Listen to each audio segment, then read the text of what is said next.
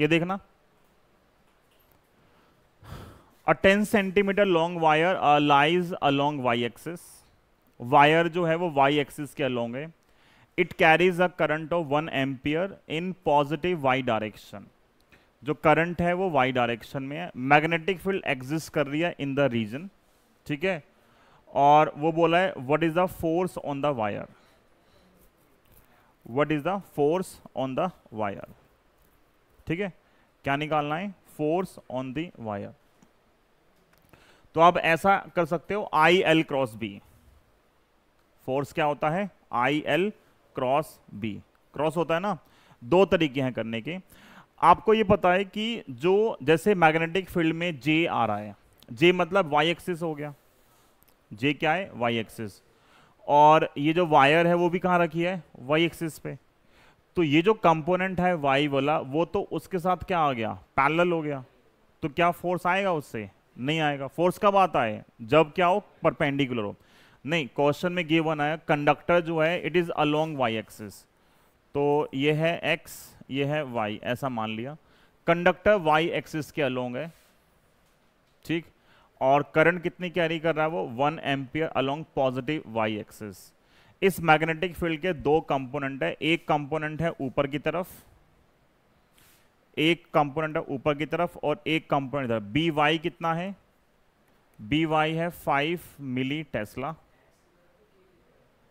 क्या, एक सेकेंड, नहीं, एक इधर है और एक इधर है, ये z मान लिया, तो बी वाई जो है वो है 5 मिली टेस्ला, और माइनस का क्या, अगर ये बाहर प्लस किया तो दूसरा कहाँ है, पीछे की तरफ है, अब बैक साइड में, ठीक है, कितना है बी जेड, बी जेड है माइनस का 8 मिली टेस्ला, और ये के कैप लिखा हुआ है, और बोला है what is the force on the wire. दो तरीके से कर सकते हो, एक सीधा आई एल निकाला, आई एल का क्रॉस कर दिया किसके साथ, बी के साथ, आई कितना है, आई है 1 एम्पियर, एल कितना है 10 सेंटीमीटर, 0.1 हो गया, ठीक है, और साथ में लग जाएगा जे कैप, साथ में क्या लगेगा, जे कैप। तो अगर मैं यहाँ पे निकालूंगा फोर्स का जो फॉर्मूला है वो है आई और एल क्रॉस बी, ठीक है, तो आई है 1, लेंथ कितनी है, लेंथ हमारे पास 0.1 और जे कैप,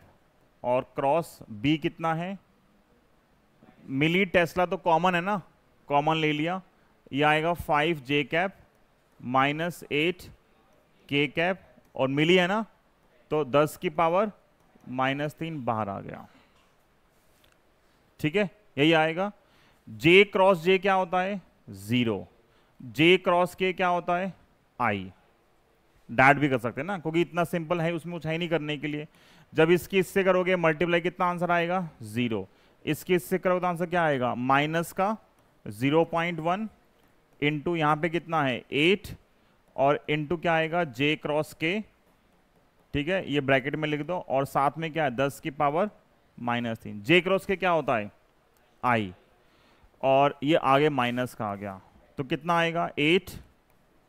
और ये भी पावर में चला गया 10 की पावर -4, और साथ में क्या आएगा आई कैप, और फोर्स है तो क्या आ गया, न्यूटन, बस।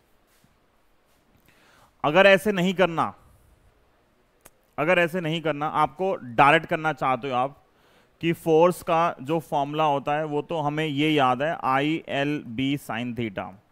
तो इस फॉर्मूले के हिसाब से मुझे ऐसे पता है कि दो कंपोनेंट है जे और के,